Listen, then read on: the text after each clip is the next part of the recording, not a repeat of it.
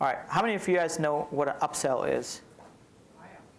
Okay, awesome. How many of you guys have ever bought something using an upsell? I know. That's why I asked it. Okay, so yeah, so you guys know what upsell is. Usually a one-time offer, good deals. They work really, really well. And the reason why upsells are so good is because you don't have to spend money on traffic for an upsell. Your front-end offer is where you were sending all this traffic. That's where you spend all your advertising dollars. And now you have a good upsell offer in the back end that can make you more money. So upsells, if you don't use those, use those. Funny enough, when I started out for a good year and a half, I was so resistant to making this change. I was like, man, I don't want to use upsells. I don't want to like piss off my customers and this and that. And we my partner's like, let's just do it on one campaign. And we made about 50% extra money because of that. And I'm like, dude, this is awesome. Now like that's the first thing you always make sure we have upsells and everything. All right, so how do you keep your costs low and your margins high? Typically, the way to do that is either by running a longer campaign, because the longer your campaign, that means the more sales you make.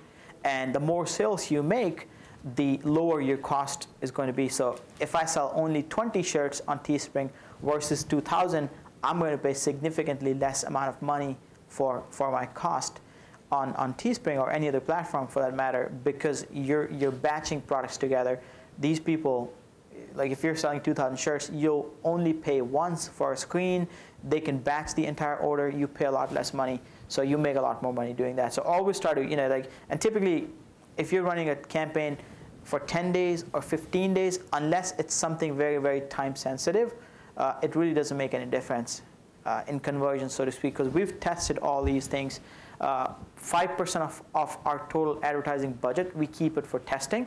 And that means thousands of dollars every month. So we always make sure we test these things because we want to make sure that the other 95% we're spending it very, very optimized very well. So we test all these things, and it does not make any difference to your conversion rate whether you run it for 10 days or 15. So if you do a 15-day campaign, do that. It doesn't really matter.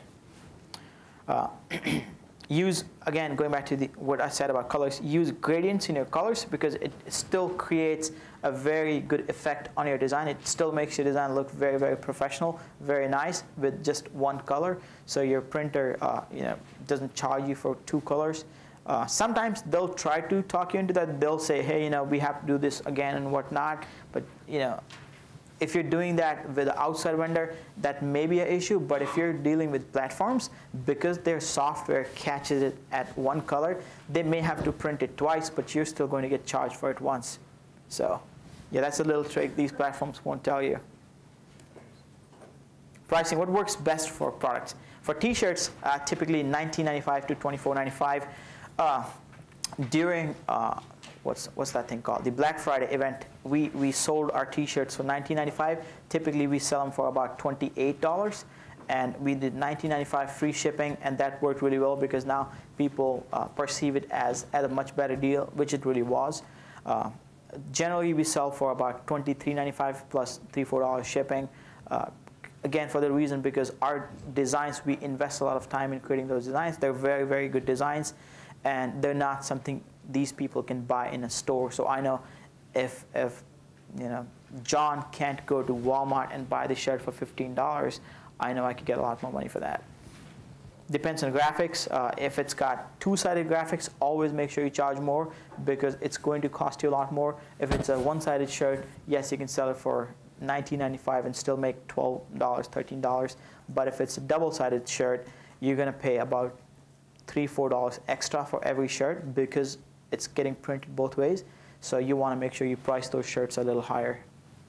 If it's long sleeve shirts, people typically pay you extra $3-4, no problem with that because it has a higher perceived value. So if you have a t-shirt for $19.95, you can easily price a long sleeve shirt for $23.95, $24.95, works perfectly. If it's a female shirt, you can typically charge an extra $2-3 for that. They like spending their husband's money. So, or their own money. The more the colors, the more you can charge.